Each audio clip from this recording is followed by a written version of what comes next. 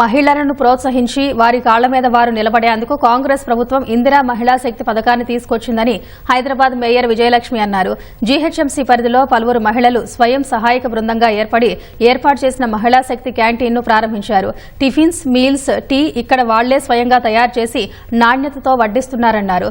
ఇందులో వచ్చిన లాభాన్ని అంతా కలిసి పంచుకుంటారు. ప్రభుత్వమే స్థలాలను ఉచితంగా కేటాయిస్తూ రుణాలు కూడా మంజూరు చేయిస్తుందని వెల్లడించారు.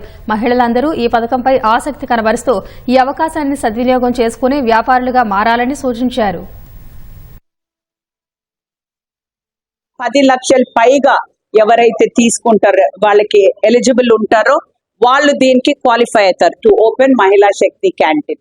అయితే ఈ రోజు ఈ మహిళలందరూ కూడా ఒక 5 లోన్ల వరకు తీసుకుని వాళ్ళ గ్రూప్ లో ఒక 10 లక్షల పైన అంటే 15 లక్షల వరకు వచ్చి వాళ్ళంతటా వాళ్ళు ఈ రోజు మీ అందరికీ కూడా తెలుసు మా గౌరవ ముఖ్యమంత్రి గారు ఈ కాంగ్రెస్ ప్రభుత్వం లోపల అందరు మహిళలు కూడా ఎదగాలి, వాళ్ళంతటా వాళ్ళ కాళ్ళ మీద నుంచి అలా చిన్న బిజినెస్లు కాదు చిన్న బిజినెస్ నుంచి పై వరకు కూడా వెళ్ళాలి. ఇట్లాంటివి ఎన్నో క్యాంటీన్లు మహిళలందరినీ కూడా మనం అందరం ప్రోత్సహిస్తూనే ముందుకు వెళ్ళాలని నేను మనస్ఫూర్తిగా కోరుకుంటూ అందరికీ కూడా నేను ఆల్ ది బెస్ట్ చెప్తున్నాను. Thank you.